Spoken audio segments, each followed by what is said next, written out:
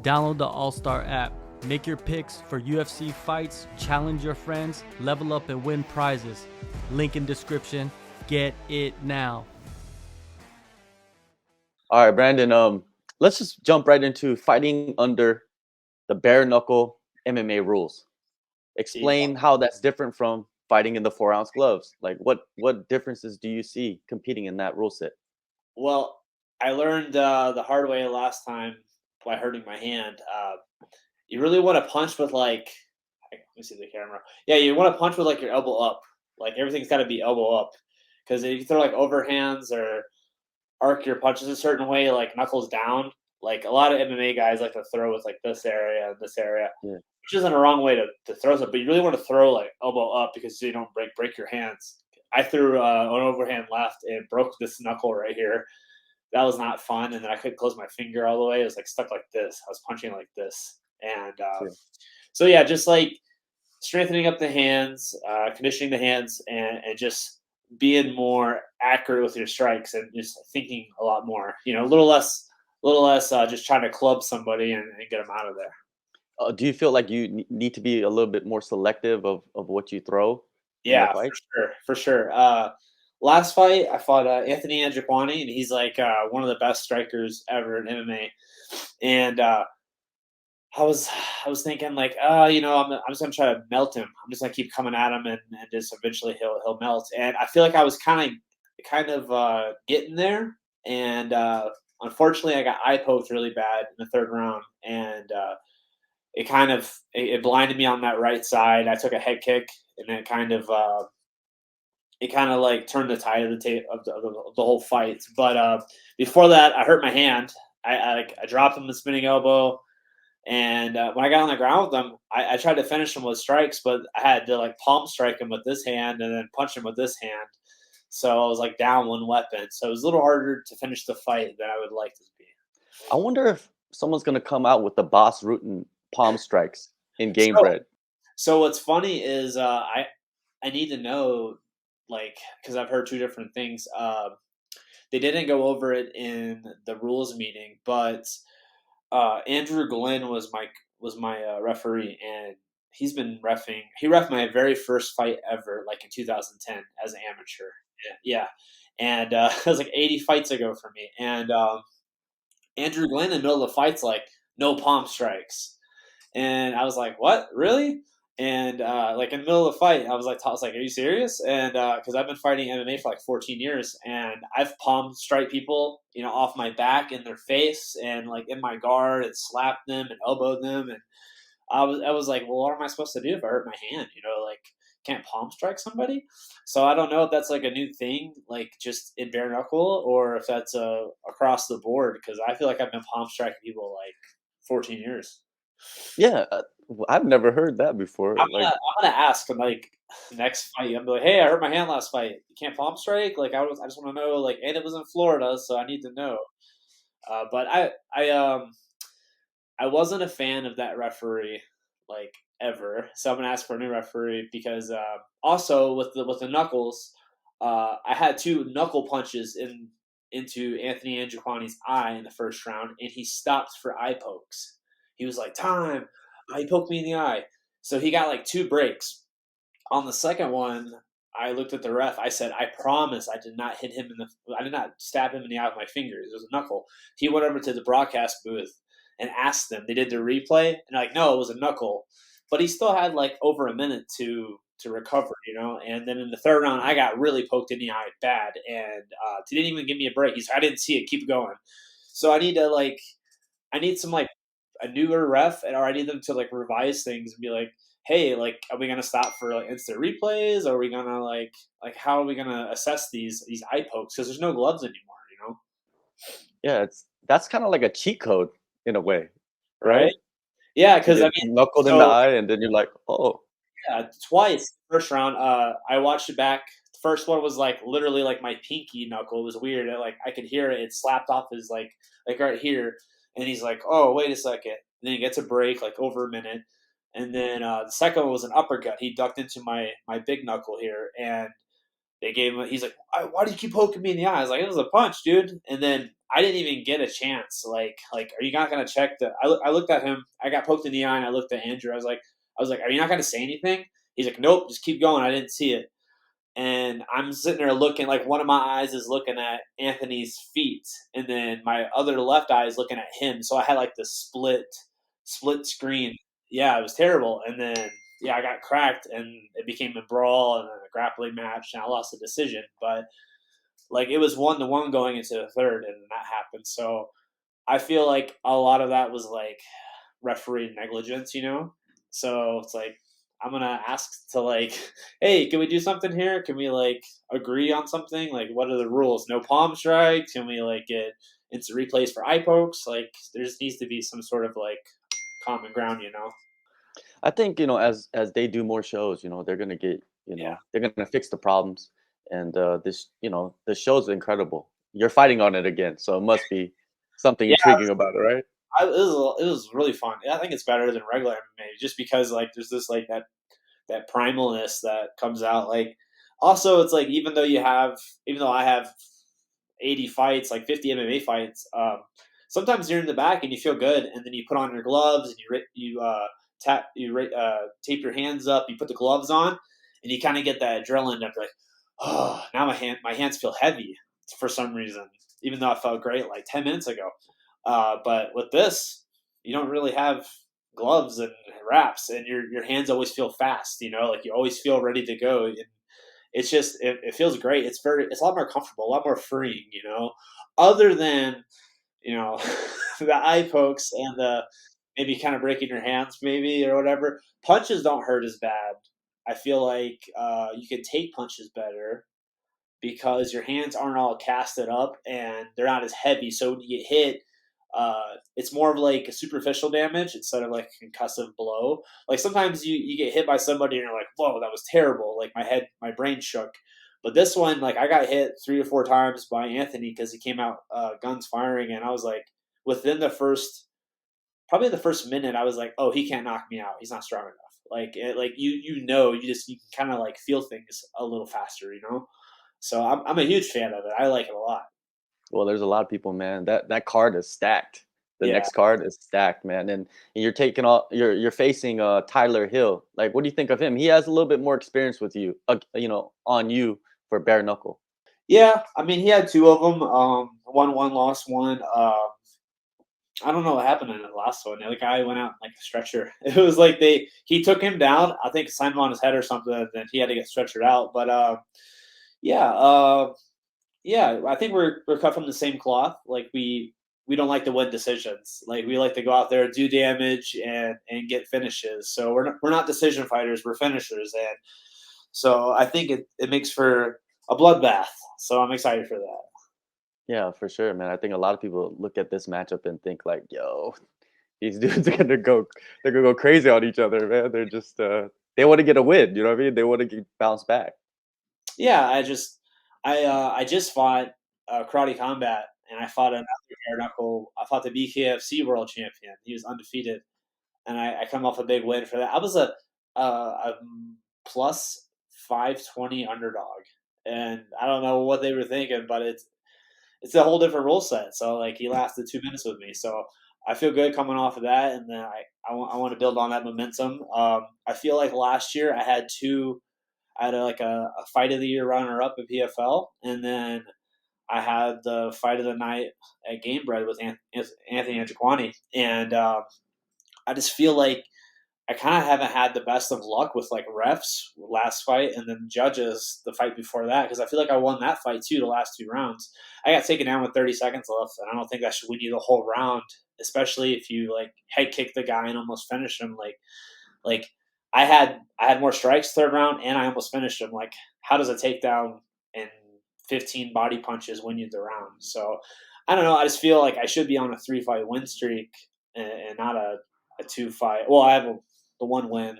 I'm just coming off of that. That's karate combat. But MMA, I feel I should have like 2 wins in a row. Or I think I should have 3 in a row. Last year was an interesting year for you, man, because you started off fighting MMA in PFL with no elbows.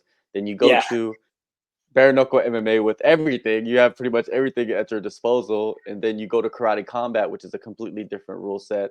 And Yeah. man, how were you able to like adjust to all of that stuff? Because when you see like MMA guys go fight boxing or kickboxing or Muay Thai, they just most of the time they just can't adjust fast enough. But it seems like you have no problem. Yeah, so I personally think that karate combat was made for like my skill set because I started off with like K1 kickboxing, and you strike like kind of just like Muay Thai, but they're all just one arm clinches. Like you can frame and you can throw knees, but you can't tie plumb and pull down the head and knee. Same thing in karate combat. So you're basically like K1 kickboxing with no with only calf kicks. So it lends right into my style, and I was like, oh, cool. Like this is how I grew up. I grew up fighting like this, so this is gonna be fine. So I went right into that, and I barely even changed my style up. And yeah, the only thing with karate combat is you can't kick the thigh. I think that really stops it from like Thai boxers coming over and just wrecking everybody. So karate combat really, they want the spin kicks, they want the flashy kicks, they want the body kicks, they want the calf kicks. They want like all the spectacular stuff. They don't want just like people chopping legs and just becoming boring, Muay Thai or something like that. Not that all Muay Thai is boring, because it's not. But also, I also compete in like I have 10 pro kickboxing fights, and then I have 2 pro boxing matches. I just had a pro boxing match like a year and a half ago, so in 2022, I believe. And so like anything with face punching, I'm in. Like you can like I'll sign up for all of it. I heard Gamebred's coming here in April maybe, or end of March, and I was like, you guys are coming here. I love the box. Like it's in Las Vegas. Like that's why not put me on it? I'm a company guy.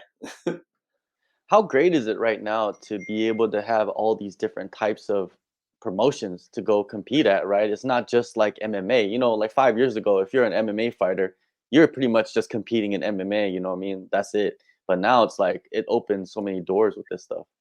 Yeah, that's awesome. I mean, and it's cool because like the pay is better too. Like when I got released from the UFC, I was like, man, what am I gonna do? Like, and then I was like, I know I'm good enough to compete at a high level, and so then with PFL, karate combat pays really well, especially for like UFC, PFL vets, big show vets, and me being a striker, I think I'm one of those guys that are always invited on these big cards, and headlining that card was Anthony Pettis and Ben Henderson, so I was grateful to be on that card too, and like Ross Levine was on it. It was cool, man. Like Glory kickboxer guy, and um, yeah, there's just many different avenues, and like I can box. Living in Vegas, also, like you get so many different things you could do. Like you can go box here. There's always kickboxing shows. There's karate combat's now a thing, and that's taken off too. Especially with their new president, he's keeping things like super exciting. You have BKFC guys coming in, then you have Glory kickboxers, UFC guys, Bellator guys. I mean, it's super fun. Olympian karate guys. Yeah, legit, man. It's exciting times for fighters, and fight fans as well. So many different options and styles that you can watch. And if you don't like grappling, karate combat is there. You know what I mean? Like, Muay Thai is there as well. Muay Thai's blowing up again. That's Yeah, pretty nuts, right? I hope it gets bigger here in the US. It's so exciting.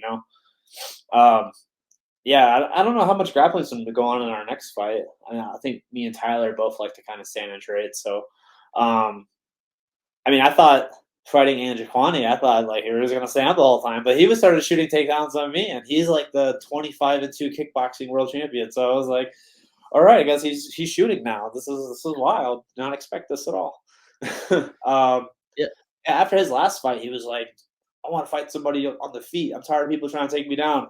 And I'm just in the back row, like, you know, I'm here. It's me. I'm your Huckleberry. So, yeah, fun matchup. Yeah, definitely. And it's great to have like a 4 or 5 fight contract and be exclusive and all that stuff. But it's also great to just be a free agent and just be able to, like you said earlier, if you want to go box, if you want to go to Karate Combat, if you want to go to Gamebred, you want to go to PFL, you know, like there's so many different ways. And like, is that better for you? Do you feel like more free and like less pressure of like the contract, you know? Yeah. Actually, I think I am exclusive with Oh, Karate are you? Combat, Okay. Karate Combat and BKF, or Karate Combat and Gamebred. I think I can only do those two. So Okay. I think I think they like work hand in hand. I don't know if there's someone behind the scenes like with the strings or whatever, but I know like Karate was like wanting to sign me for 18 months, and my manager's like, no, we want to be able to do MMA also or Gamebred. So uh, we got that in writing, and so I think that's Here we the go. deal. So I think I'm just trying to be the most violent guy in Karate Combat, and then jump over to BKF or to Gamebred and try to move up the ladder that way too. There you go, man. And what do you expect in this fight coming up, man? I know you mentioned a bloodbath earlier, but I'm pretty sure you want to go in there and clean shop so you could be ready for the next show. Yeah, yeah. So I really, I really did a lot of I did a lot of karate training for my last one, and I really fell in love with like the movement and stuff, and like I'm gonna try to implement that into my MMA fights now, and with more movement and better defense and stuff. And it's just it's interesting because it's a smaller cage, you know, like when you're fighting in the pit, it's like huge and it's a big like 24 or 30-foot thing. But the Gamebred cage is kind of small, so I don't know how it's going to work with the movement. But yeah, I switched my style a little bit, so I know it's still going to be exciting, but it's going to be less brawling. I'm going to pick my shots better. Try to get through it without breaking my hands again. That was terrible. Thankfully, I didn't need surgery. I broke a knuckle and it got pushed back. So it was literally just don't do anything for 7 weeks, and then it came back. So I've been punching with it and sparring. But yeah, it's like it's a little pushback right here. You can see it's like down here. So now I mostly hit people with this knuckle. So yeah, no more overhands. Everything's knuckle up now or elbow up. All my strikes are different. So if you watch like Alan Belcher fight, like he doesn't just wing shots anymore. He literally has like his shot. He has like a shot selection. It's lots of straights. He does throw uppercuts every once in a while, but no loop and overhand shots. You know, I think that was like one of JDS's best shots was the overhand right, but I don't know if he can really throw them in this. You risk breaking your hands. I think he's gonna throw it anyways because, you Yeah, know, that's just him. You know, he's a heavyweight. He wants to get that quick knockout. I think that's gonna happen. But I you know, had like one last, how do you condition the hands? Are you using that old kung fu style, like a little with the box. sand and all? No, I honestly I have been hitting in the bag and hitting pads, bare knuckle, and just trying to toughen it up. And I think it's working. Um, Especially my right hand. Left hand, I had to like give this one a little bit of a rest, and then because at first it was like stuck, like it was like this, and I literally had to heat it up and do a lot of like stuff and keep pushing it down, pushing it down. Now I can finally close it, make like a solid fist. But for a while, it's like it was stuff like this. It was weird as hell. And but yeah, I just had to condition this one a lot more to get this one to stay down. But yeah, just a lot of like um, knuckle push-ups and like hand smithing things, you know. And yeah, I think I'll be a lot more prepared. Because last time I was like, if I break it, I break it. I'm gonna care. I'm gonna crush this guy no matter what. And then I think in the second round, he kicked me in the nuts, and I got like a little break, and I went over and I put my hands up, and I looked at my hand. I was like, oh, that's weird. And I was like, oh, I can't close it. And then I hear my coach. He's like giving me instructions, like yelling at me. And I looked at him and I like shook my hand. I was like, he's like, is it broke? I was like, maybe. He's like, fuck, okay. So it was like weird with one hand, like trying to figure out like what to throw, you know. So it became like all right hands and left elbows and stuff. But yeah, it's better shot selection for sure. Yeah, man. March 2nd, Gamebred MMA is coming up. It's going to be an incredible fight. Brandon, thank you so much, man, for the time and all the best in this fight coming up. I see, you know, you having a big future with Karate Combat and Gamebred at the same time, man. I hope so. I mean, I'm gonna try to get like 5 in this year. Last year I had 3, but with the 3-minute rounds with Karate Combat, like I got through the last one and I was like, this is weird. Like I didn't even get touched, and it was fun. It was, it was only 2 minutes long, but for 3-minute rounds, like a lot of stuff could happen, and I feel like with the gloves and everything, like a lot of action takes place, and the fight's only like 9 minutes. You can do lots of those, Hopefully I can get on like at least 3 of them this year, and then like maybe two bare knuckles. That'd be great. That's my goal. So 5 altogether.